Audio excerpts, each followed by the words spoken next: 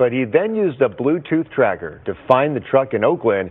But when he went to the scene, he says he waited hours for police to show up. KTVU crime reporter Henry Lee spoke to the victim, who says he wants authorities to do more. So here we have a really messed up situation where a gentleman wants the authorities to do more because his pickup truck was stolen and nothing happened. You know, he actually, used the AirTag or some kind of Bluetooth device or whatever to track the vehicle out in California. I guess this occurred over in Oakland. And, he sits there for hours waiting on the police to show up, and, they don't show up. It's okay if they can't get there right away, but, for him to have to wait hours is crazy. And then, they still didn't want to respond until he had to get some form of media involved. So I guess that's what we got to do to, local law enforcement. We got to get the media involved every single time. Otherwise, they won't do what they're supposed to do. It's your job. Serve, protect. Let us know something. I feel like the criminal justice system's failing in California, and this is a symptom of it. This auto theft victim is frustrated. Video shows a Dodge Charger with 3 people inside pulling up to his Redwood City home at about 2 Wednesday morning. They made a beeline to his custom-made Dodge Ram pickup truck. I mean, look at this dude. This dude is taking pictures of his license plates. What the hell, man? In the driveway. One guy drives away in his truck, maneuvering around the Tesla that was meant to be a barrier. The victim, who doesn't want his name used, said he tracked a stolen truck to this cul-de-sac near 99th and Plymouth in East Oakland and went there himself at 3:45 a.m.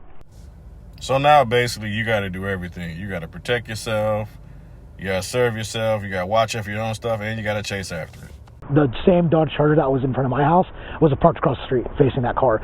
They covered my vehicle with like a tarp, but they could only cover the front half of it, so I could see the back of my truck, and I knew it was my truck. He called Oakland police several times, but was told no officers were available to respond. I'm telling them I can see the truck, I have a tracker, I can remote start it, I can turn on the lights, and they're saying, too busy, don't care. He noticed people on the street looking at him and decided to head back to Redwood City. There was guys coming out of the street, and it was like, I could kind of tell it was about to get tense. He decided to call KTVU at about 7 in the morning. We called Oakland police, and that seemed to speed things up. An hour later, he got a call from Redwood City Police saying that Oakland police had towed his car.